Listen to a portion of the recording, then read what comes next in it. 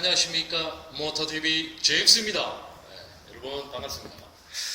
자, 오늘 말이죠, 베넬리 TNT 300 총평 시간입니다.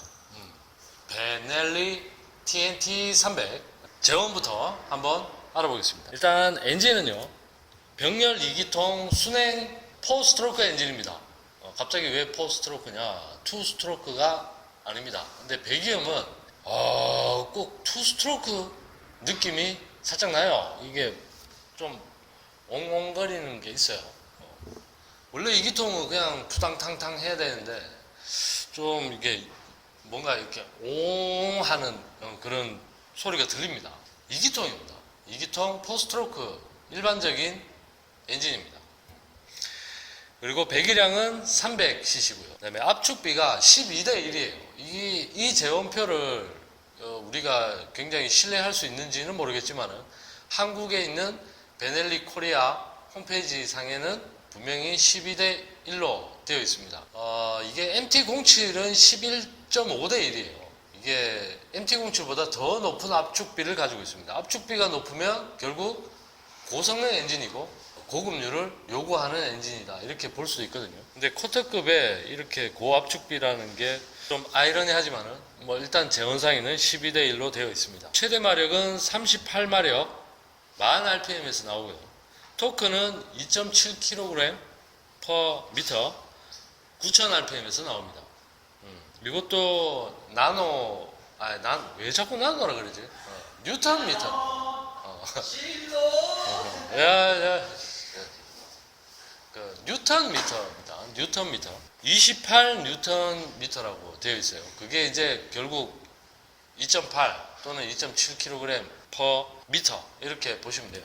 여느 다른 커터급 바이크랑 비슷한 수준입니다. 근데 요건 이따가 얘기 드릴게요. 그 다음에 브레이크가 무려 듀얼로 되어 있습니다. 듀얼로 되어 있고 포피스톤 캘리퍼가 양쪽에 2개로 되어 있어요. 그래서 또 외관상 봤을 때 굉장히 퍼포먼스가 좋다, 이렇게 생각이 돼요. 심지어 브레이크액 호스가 메쉬 타입으로 되어 있어요. 메쉬 호스가 들어가 있고요. 그 다음에 타이어는 전류는 120, 70, 17인치, 후륜은 160에 60, 17인치.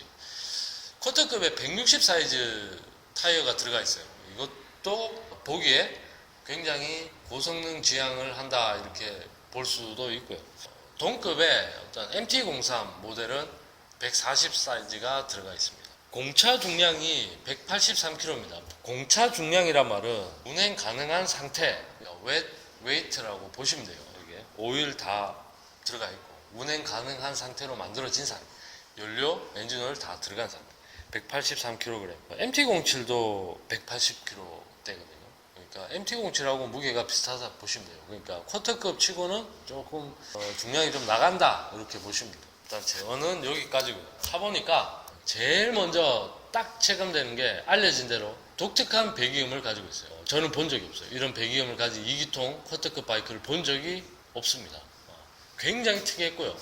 궁금하시면 유튜브 검색하시면 많이 나와요. 일부에서도 나왔지만 굉장히 독특한 배기음을 가지고 있다.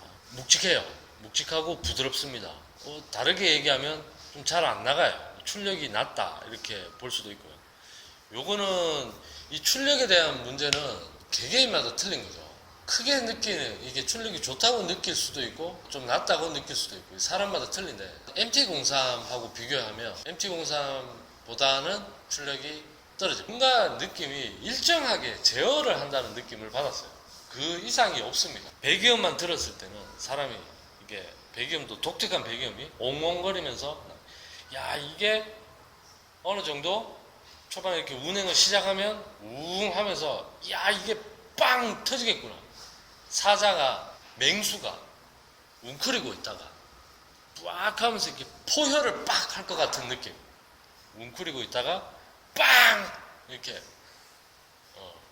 어흥 딱 하는 그게 느껴질 것 같아요. 근데 땡겨보면 웅크리고 있다가 계속 웅크리고 있어. 이렇게 뭔가 이렇게 빵 하는 게 없어요. 계속 그냥 웅크리고 있는 중. 약간 그런 느낌을 받았어요. 이 차주분의 이렇게 지인이죠. 그분이 저한테 얘기해 주시더라고요. 다자가 웅크리고 있다가 포효하기 직전까지 가다가 계속 웅크리고 있는 상황. 제가 스로틀을 이렇게 감는 거 보셨죠? 그냥 끝까지 해도 이게 바로 반응을 하지 않아요. 이게 천천히 올라오는. 그러니까 결과적으로는 언젠가는 그 출력이 나오겠죠. 근데 그 나오는 시간이 딜레이가 좀 있다. 그러니까 그 두 가지예요. 특색 있는 배기음, 묵직하고 부드럽고 이런 출력. 요게 가장 크게 와닿고, 그 다음에 이상하게 유턴 있죠. 그냥 동네에서 골목길에서 이렇게 차를 돌릴 때 굉장히 불안했어요. 이게 그 저만 느낀 그날 컨디션이 안 좋았나 이렇게 생각을 했는데, 차주도 그러고 같이 그 차를 많이 타보셨던 분도 똑같은 이야기를 했어요. 이게 굉장히 불안하다. 차주도 다른 차를 타면 이거 왜 이렇게 돌리는 게 쉽지라고 할 정도로 굉장히 불안했어요. 이게 무게 중심이 일반 차랑 좀 다른 것 같아요. 그래서 제자리에서 이렇게 돌리기가 굉장히 좀 애매했습니다. 애매하고 좀 불안했어요. 넘어질 것 같은 느낌. 왜 그런지는 저도 모르죠. 서스펜션이 물렁물렁거려요. 타서 이렇게 해보면 이게 좀 허용을 많이 해요. 근데 뭐 특출나게 좋다거나 이런 건 없었고 일반적인 수준이다 이렇게 보시면 될 것 같습니다. 샥의 어떤 소재나 뭐 이런 단가 가격대를 봤을 때 너무 많은 걸 기대하면 안 되겠죠. 고급에 맞는 어떤 승차감이 나왔습니다. 그리고 브레이크가 좀 쑥 들어가요. 쑥 들어가는데 요거는 호불호가, 이건 제가 탄 모델은 ABS가 없었고요. 지금 구매를 하게 되면 ABS 모델이 장착된 모델을 구입할 수가 있다고 하네요. 제가 탄 모델은 ABS가 없었을 때 판매했던 모델이기 때문에 ABS가 없었고, 담력이 살짝만 했을 때 바로 오지 않아요. 저는 이런 세팅을 좋아하거든요.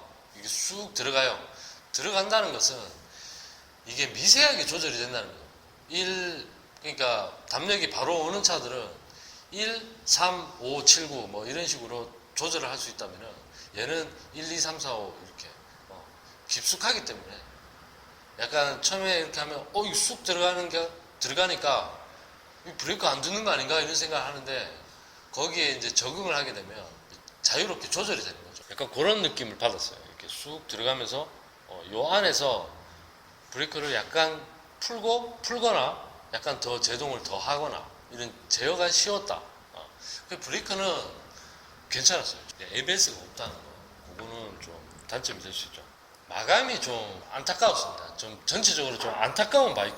이 베넬리라는 회사는 이탈리아의 아주 전통 있는 회사입니다. 110년 정도의 긴 전통을 가지고 있는 회사인데, 제가 역사를 좀 알아보니까 이게 한참 붐을 일으킬 때도 좀 우여곡절이 많았던 그런 회사. 이렇게 순탄하지 않았어요. 세계적으로 이렇게 당시에는 명성을 이렇게 떨쳤지만 우리한테 이렇게 기억 속에 많이 남지 않은 그런 회사였는데, 2005년도 정도에 중국이 인수를 하게 됩니다. 중국에 있는 큰 대기업이 인수를 하게 돼요. 그러면서 이제 다시 부흥을 일으키는 시점인데, 2008년도 기사에 우리 중국 쪽에서는 중국 기업은 어떤 생산이라든지 디자인이라든지 일체 관여를 하지 않겠다.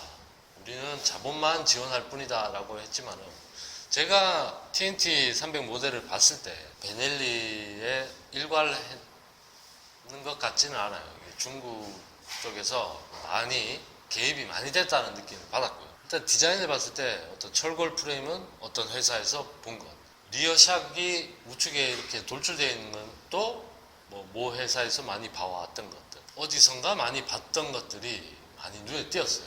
근데 그 세부적으로 하나하나를 봤을 때는 굉장히 좋은 시도가 많이 들어갔다는 거. 일단 도립식 포크, 이 배기량에 300cc의 배기량에 도립식 포크가 들어갔다는 거. 그 다음에 메쉬 호스가 들어갔다는 거. 브레이크 호스에 메쉬 호스가 들어갔다는 거. 포피스톤 캘리퍼가 듀얼로 들어갔다는 거. 쿼터급인데 160 타이어가 들어갔다는 거. 그 다음에 스윙암 디자인은 옛날 그 베넬리의 어떤 전통을 이어받았다는 거. 이런 시도는 하나하나 너무나 좋아요. 너무나 좋고, 곳곳에 있는 그 베넬리 엠블럼을 형상화해서 집어넣은 것들, 이런 도전, 시도, 이런 건 정말 높게 살 수가 있어요. 근데 마무리가 제대로 되지 않았다. 내가 사장이었으면 스윙암 있죠, 스윙암. 그 독특한 스윙암. 파이프 두 개가 이어져서 이렇게 오는 거. 거기를 부각시켰을 거예요. 페인팅을 좀 밝은 톤으로 해가지고 마감을 깔끔하게 해서 좀 부각을 시켰을 거예요. 거기에 신경을 좀 더 쓰고, 철골 프레임 같은 것도 약간 좀 아이덴티티를 만들었을 거예요. 좀 형상화 덜 해서, 뭐 다른 회사 제품과 이렇게 혼동되지 않게 더 신경을 쓰고, 특색 있는 머플러 소리가 나니까 머플러를 좀 더 강조하는 거죠. 디자인을 더 해서. 그러니까 내가 사장이면 이렇게 디자인이 됐습니다. 이것도 좋은데 좀 더 해봐. 지금도 나쁘지 않아요, 사실. 나쁘지 않고 잘 디자인을 했지만은 좀 더 신경을 썼어야 한다는 거죠. 이제 이게 이렇게 특색 있는 소리가 나니까 좀 더 뭐 컬러를 더 넣는다든가 아니면 카본을 좀 댄다든가 뭐 해서 좀 더 부각을 시켰어야 하지 않나, 이런 생각을 해봅니다. 그러면 그런 점들 때문에 이렇게 출력이 좀 낮더라도 이런 것들 때문에 살 수도 있다는 거죠. 구매를 할 수도 있다는 거죠. 좀 아쉬웠습니다. 전체적으로 어떤 베넬리만의 색깔, 아이덴티티가 느껴지지 않았다, 이 모델은. 그래서 좀 안타깝고, 사실 어떻게 보면 지금 이제 만들어 가야 할 분위기일 겁니다. 베넬리가 이제 우리만의 색깔을 찾아서 나가보자. 지금 베넬리를 인수한 회사는 이렇게 원대한 꿈이 있을 거예요. 우리는 그냥 스쿠터 만들고 커터급 만들자, 이게 아닐 거라고요. 머릿속에는 굉장히 전 라인업 전부 다 스쿠터, 커터급, 미들급, 리터급, 고성능 바이크까지, R차까지 다 만들 생각을 가지고 있을 겁니다. 그렇기 때문에 지금 일단은 그 기업에서 자본이 들어갔으니까 뭔가 수익이 나와야 되겠죠. 여러 가지들이 요소들을 봤을 때 이것은 좀 수익을 위한 목적으로 만들어진 수익형 모델이다라는 생각을 지울 수가 없었어요. 일단 이 모델을 지금 이 시기에 접하고 싶다면은 한번 꼭 시승을 해보시고 어떤 특성을 가지고 있는지 꼭 한번 시승을 하고 사야 되지 않을까, 이런 생각을 하고 있고, 그 다음에 앞으로의 어떤 그런 것들이 좀 기대가 됩니다. 이 TNT 300 모델로 활성화가 되겠죠. 되면서 베넬리만의 색깔을 찾아가고 세계적으로 부흥했던 그 시대로 다시 한번 돌아가지 않을까, 이런 예측을 해봅니다. 이 모델은 일단 개인적으로 좀 안타까움이 많았지만 뭐 다 개선해 나가겠죠. 그리고 아까 압축비 얘기를 좀 했는데 압축비가 좀 높은 편이에요. 여기에 이분은 일반유를 사용을 했을 거예요, 아마. 근데 고급유를 한번 넣어보면 어떨까, 이런 생각도 해봤습니다. 그러면 이게 어떤 결국 압축비가 높은 차량에 일반유를 넣게 되면 정화 시기를 조절하면서 어떤 출력을 손실하면서 이렇게 운행 가능한 상태로 노킹을 방지하기 위해서 만들어 주거든요. 노킹 센서가 감지해서 ECU가 이제 조정을 하죠, 점화 시기를. 그러면서 출력이 좀 낮아질 수가 있는데 그런 게 계속 작동을 해서 제가 출력을 못 느꼈을 수도 있겠죠.